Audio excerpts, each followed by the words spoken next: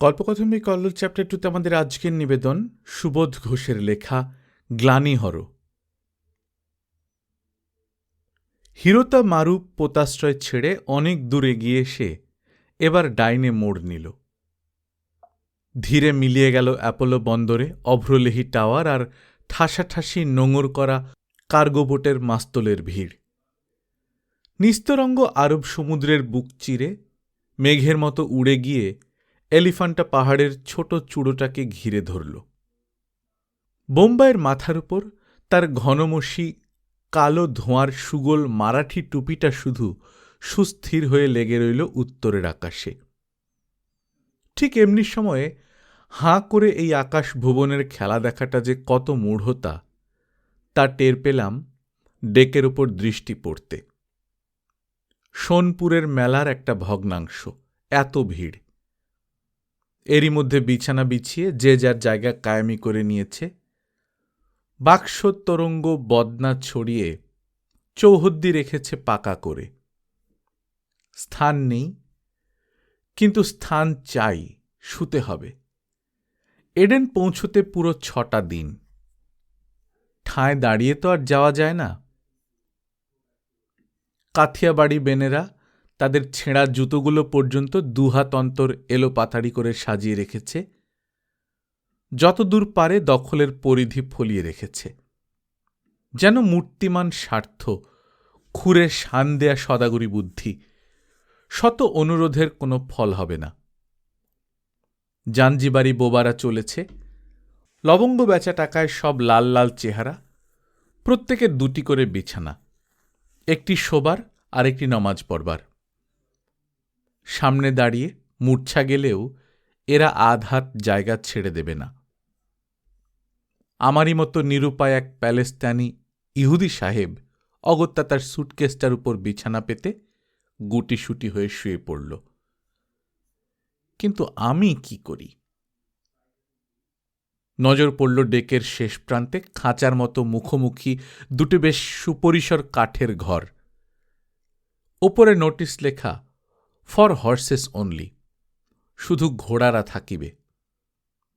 এখন কিন্তু ঘোড়ারা নেই, ফিরতি পথে রেসের ঘোড়া যাবে। বাক্স বিছানা সমেত একটা খাঁচায় ঢুকে পড়লাম। দূরে দাঁড়িয়ে জাহাজের কোরিয়ান মেথডটা আমার গতিবিধি লক্ষ্য করছিল। এগিয়ে এসে আপত্তি করতেই একটা সিগারেট উপহার দিলাম, খুশি হয়ে চলে গেল। দ্বিতীয় খাঁচাটার দিকে লক্ষ্য পড়তেই বিস্মিত হতে হল। সপরিবার এক বাঙালি ভদ্রলোক সেখানে আশ্রয় নিয়েছেন। ভদ্রলোক, তার স্ত্রী আর 2টো ছোট ছেলে। একটি বছর 5 আর একটি দুগ্ধপোষ্য, মাত্র হামা দেবার বয়সে পৌঁছেছে। খুব খুশি হলাম দেখে। বাঙালি সহযাত্রী, তবে তো মনের সুখে বাংলা বলা যাবে, দিন যাবে ভালো। তাছাড়া একজোড়া বাঙালি খোকা, জাহাজী জীবনে কদাচিৎ এমন 16 আনা স্বদেশী সঙ্গ পাওয়া যায়। কিন্তু বড় নিরাশ হতে হল। অবাক হলাম ভদ্রলোকের সৌজন্যবোধের অভাব দেখে। এদের দিকে তাকিয়ে এগিয়ে যেতেই ভদ্রলোক চকিতে একবার আমাকে দেখে নিয়ে মুখ ঘুরিয়ে পাশ ফিরে শুয়ে রইলেন। ভদ্রমহিলা ঘোমটা টেনে কাঠের সিন্দুকটার আড়ালে গিয়ে বসলেন।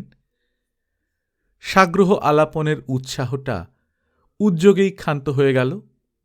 নিজের খাঁচায় ফিরে এলাম ক্ষুণ্ণ হয়ে।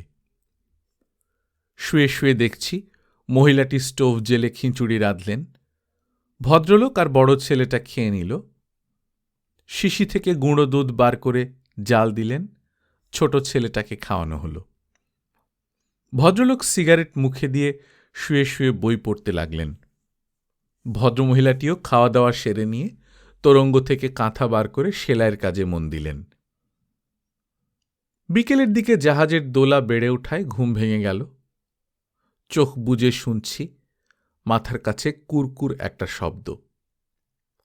চেয়ে দেখি বড় ছেলেটা আমারই মাথার কাছে বিছানার কোণে বসে এক বাটি গরম কফি নিয়ে খাচ্ছে আর মাঝে মাঝে সশব্দে মিছরি চিবোচ্ছে। ছোট ছেলেটাও মেঝের উপর বসে সিগারেটের একটা খালি খোল হাতে নিয়ে 2 হাত দিয়ে কুটি কুটি করে ছিঁড়ছে।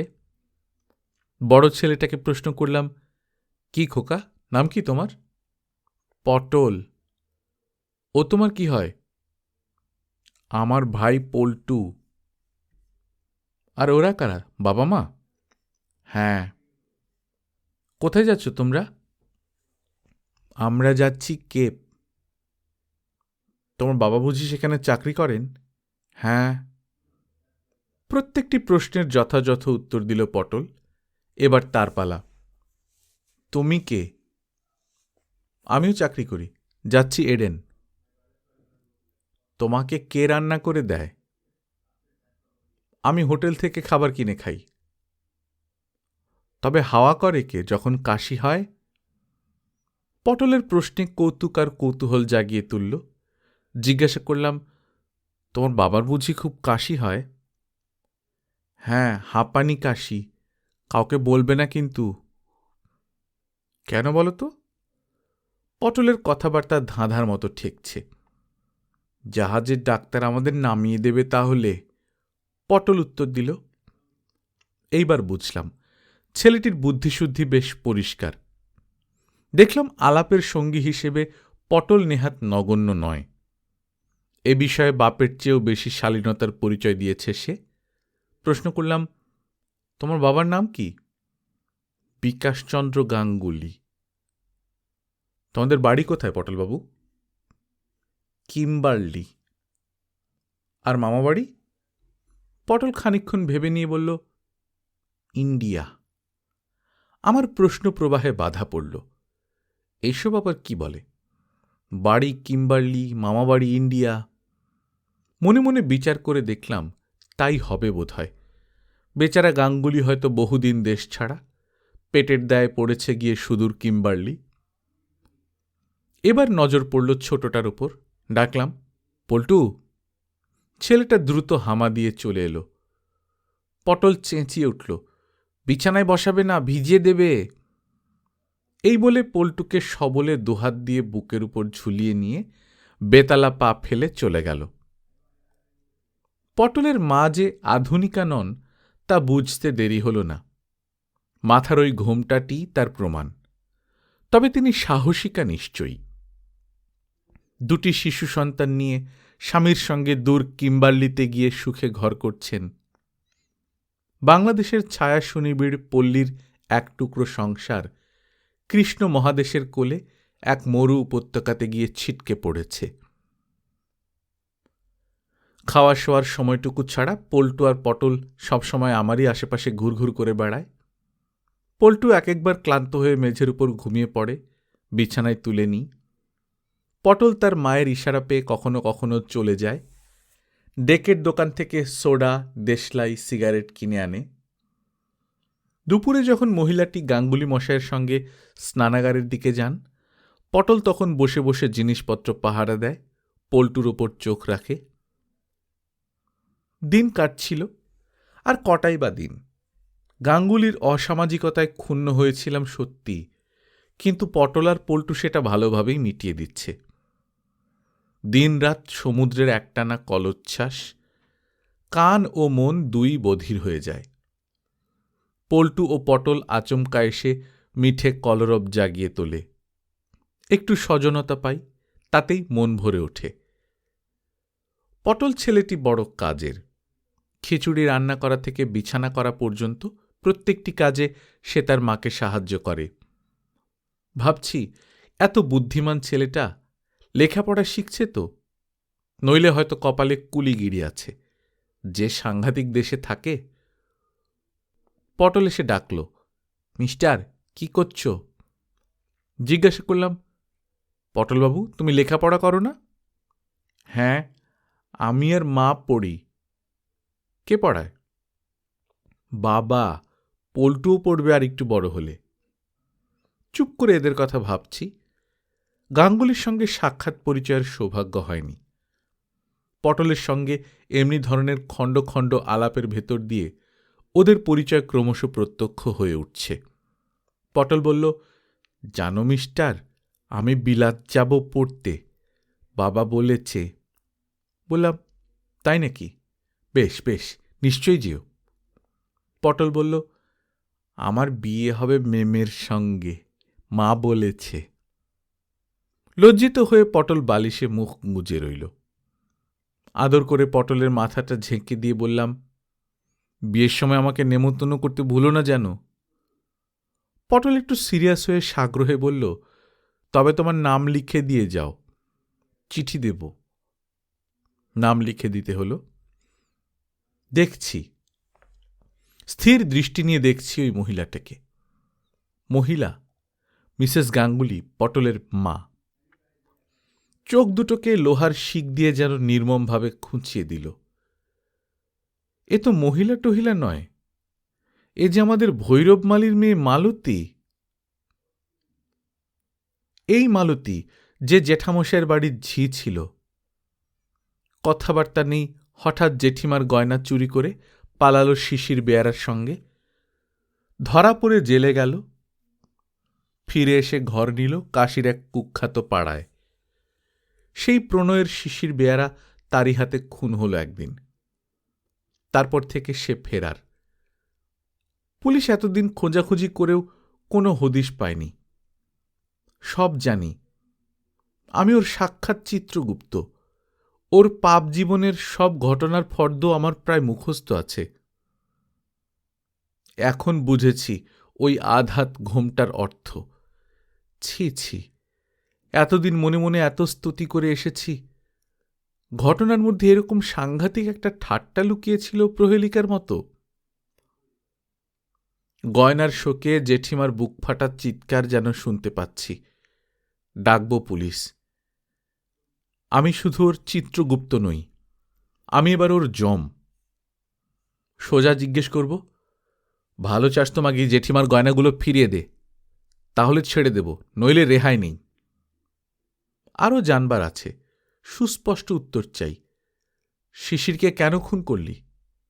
গাঙ্গুলির সঙ্গে কতদিন আছিস? না হয় একবার সামনে আসুক, ক্ষমা চাক, অকপটভাবে স্বীকার করুক অপরাধ, তারপর বিচার করা যাবে ছেড়ে দেয়া যায় কি না। কানটা ধরে একবার জিজ্ঞাসা করলে হয়, এখনো পীড়িতের ব্যবসা ছাড়তে পারলি না? গাঙ্গুলির কাঁচা মাথাটা না খেলে চলছিল না? অনেক কিছুই বলবার ছিল, কিন্তু আজ আর বলা হল না। একটা অজ্ঞাত সংকোচে মনের সমস্ত উদ্ধত বাচালতা স্তব্ধ হয়ে গেল। কিন্তু বলতেই হবে। কিংকর্তব্য গুলিয়ে গেল। একটু প্রকৃতিস্থ হয়ে দেখলাম পল্টু তার অর্ধভুক্ত বিস্কুটের গুঁড়ো ছড়িয়ে আর বসে বসে আমার বিছানাটাকে নোংরা করছে। টেনে নামিয়ে দিলাম। যা এখান থেকে, এক্ষুনি চলে যা। পটল আমার বিছানার কাছে বসে ছবির বই দেখছিল। বললাম, এই ছোঁড়া, ভাগি আছে, আর আসিস না। পটল আর পল্টু চলে গেল। গাঙ্গুলিকে ডেকে একবার সাবধান করে দেব। ওর ভবিষ্যৎ ভাবতে গিয়ে শঙ্কিত হয়ে উঠছি। না হয় রক্ষিতাই রেখেছে, কিন্তু বোকাটা কি আর কাউকে পায়নি? এমন একটা বিষকন্যাকে করেছে জীবনপথের সহচরী। ওর একটি ছোবলে যে গরল উগরে আসবে, তাতে কয়টি মুহূর্ত টিকে থাকবে বোকা ভদ্রলোকের এই সংসার বিলাস? শিশির বেয়ারা ঘটিত কাহিনীটা শুনিয়ে দেব, তাতেও যদি মূর্খ লোকটার হুঁশ হয়। কিন্তু সন্দেহ হচ্ছে, ওকে বলেও কোনো সুফল হবে কি? এই গাঙ্গুলি হয়তো একটি রসাতলচারী নররূপী সরীসৃপ, জেনে শুনেই কালনাগিনীর সঙ্গে একক বিবরে বাসা বেঁধেছে। না, কিছু একটা করতেই হবে। এই বাজে মেয়ে মানুষটার এত নিখুঁত পতিব্রত্যের অভিনয় আর সহ্য হয় না। পটল আর পল্টু এদিকে আর আসে না। নিশ্চিন্ত হলাম, আর যেন না আসে। এখন কি করা কর্তব্য সেইটাই ভাবি। যাক, যা হবার হয়ে গেছে, দুজনকে ডেকে নিয়ে বুঝিয়ে সুঝিয়ে বলবে, আর যেন ভবিষ্যতে কোনো কেলেঙ্কারি না করে, যেন দুজনে মিলেমিশে ভালোভাবে থাকে। আর ছেলে দুটোকে যেন আর্য সমাজের অনাথাশ্রমে দিয়ে দেয়, যাতে ভবিষ্যতে মানুষ হতে পারে। মাথার কাছে একটা খসখস শব্দ হতেই তাকিয়ে দেখি পটল এসে দাঁড়িয়েছে। অন্য দিনের মতো বিছানা ঘেঁষে নয়, একটু দূরে। তাকাতেই বলল, মিস্টার, তুমি আমাদের মারবে কেন? কে বলেছে আমি তোদের মারব? মা বলেছে তোমার কাছে গেলে তুমি মারবে। বড় পাকা পাকা শোনালো ছেলেটার কথা। বললাম, যা নিজের জায়গায় যা, বেশি বকবক করবি না এখানে। পটল পল্টু নিজেদেরই বিছানায় বসে সারাদিন খেলে, আবল তাবল বকে আর ঘুমোয়। মালতীর মাথায় এই কদিন আর ঘুমটার বালাই নেই। এই দৃশ্য দেখি, চক্ষু পড়ে অন্তর্দাহও হয়। আজই তলব করব দুজনকে, শেষ সাবধানবাণী শুনিয়ে ছেড়ে দেব। পটল অতিমাত্রায় ব্যস্ত হয়ে দৌড়ে এসে বলল, মিস্টার, তোমার দেশলাইটা দাও তো, স্টোভ জ্বালতে হবে, শিগগির দাও। পটলের মুখ শুকনো শুকনো দেখাচ্ছে। প্রশ্ন করলাম, কেন পটল, কি হয়েছে? এত হাঁপাচ্ছ কেন? তেল কর্পূর গরম করব, বাবার হাঁপানি ধরেছে, বুক ব্যথা করছে। দেখলাম গাঙ্গুলি মশাই শুয়ে শুয়ে ছটফট করছেন, শাঁসা করে হাঁপাচ্ছেন বুকে হাত রেখে। মালতী এক হাতে তার বুকে হাত বুলোচ্ছে, অপর হাতে পাখার বাতাস দিচ্ছে। পটল স্টোভ ধরিয়ে বাটিতে তেল কর্পূর চড়িয়ে দিল। ওদিকে আমার কিছু করবার নেই, ভাজা কর্পূরের সুগন্ধ ভেসে আসছে। পল্টু সবেগে হামা দিয়ে ঘরে এসে ঢুকল। এর সঙ্গেও আজ আমার কোনো কাজ নেই। হাঁপানির জোর বেড়ে চলেছে ক্রমশ। এবার শাঁসা শব্দ ছেড়ে দস্তুর মতো আর্তনাদ শুরু হল। মালতী গাঙ্গুলির পায়ে হাত দিয়ে দাঁড়িয়ে আছে চুপ করে। দৃষ্টি ফিরিয়ে নিয়ে বাইরের দিকে তাকালাম। জল আর আকাশের নীল ঘনরূপ ফিকে হয়ে এসেছে। এডেন বোধহয় আর বেশি দূর নয়। শেষ কথাটা শুনিয়ে নেমে পড়তে হবে, কিন্তু কখন বলি? পটল আস্তে আস্তে এসে কানের কাছে ফিসফিস করে বলল, ডাক্তারকে বলে দিও না মিস্টার, আমাদের নামিয়ে দিলে খুব কষ্ট হবে, বুঝলে? কর্তব্য স্থির হল না। একটা অলক্ষ্য ভীরুতা এসে শেষ কথাটাকেও একেবারে চাপা দিয়ে দিল। বলা আর হল না। ভাবছি পটল ও পল্টু বড় হবে, বিলেতে যাবে, মেম বিয়ে করবে, এদের জীবন শোণিত নিশ্চিহ্ন হয়ে মিলিয়ে যাবে মহামানবের সহস্র স্রোতে। ভাবছি মালতী আর গাঙ্গুলি কোথায় তারা? আদিম নিহারিকার মতো সব অন্ধকারের বোঝা নিয়ে তারা মুছে গেছে অনেক দিন। আজ যাদের দেখছি তারা কেউ নয়, তারা শুধু পটলের মা আর পটলের বাবা। চিন্তার আবেশের সঙ্গে সঙ্গে একটা সুখতন্দ্রা ধীরে ধীরে নেমে আসছিল, কিন্তু হঠাৎ চমকে উঠতে হল শিশুর আক্রমণে। পল্টু তার দন্তহীন মাড়ি দিয়ে কামড়ে ধরেছে আমার নাক। তার মুখের লালায় আমার সমস্ত মুখ প্রলিপ্ত করে তুলেছে। তুলতুলে কচি মানুষের মুখ, জেলির মতো নরম ঠোঁট। নতুন মানুষের গন্ধ পাচ্ছি পল্টুর দুধ মুখে। পল্টুকে বুকের ওপর তুলে নিলাম। এডেনের গ্যারিসন আর কয়লার স্তূপ দেখা যাচ্ছে। যাত্রীদের কোলাহল শুনছি। এডেন এসে পড়েছে। মনে পড়ল আমাকেও নামতে হবে, কিন্তু পল্টু তখন অঘরে ঘুমোচ্ছে আমার বুকের ওপর। সুখসুপ্ত মানুষের ভবিষ্যৎ কুণ্ডলি পাকিয়ে পড়ে রয়েছে। পল্টুর ঘুম ভাঙাতে হবে, ভাবতেই কষ্ট হচ্ছে। গল্পকথন বাই কল্লোল চ্যাপ্টার 2-তে শুনছিলেন সুবোধ ঘোষের লেখা গ্লানিহর। আমরা নিয়মিত গল্প পাঠ করে শোনাচ্ছি। আপনারা যারা প্রথমবার মতো শুনছেন, কাইন্ডলি সাবস্ক্রাইব করে নেবেন। গল্প পাঠ ভালো লাগলে বন্ধুদের সঙ্গে শেয়ার করবেন। নিজে ভালো থাকবেন, আশপাশের লোকজনকে ভালো রাখবেন। টাটা।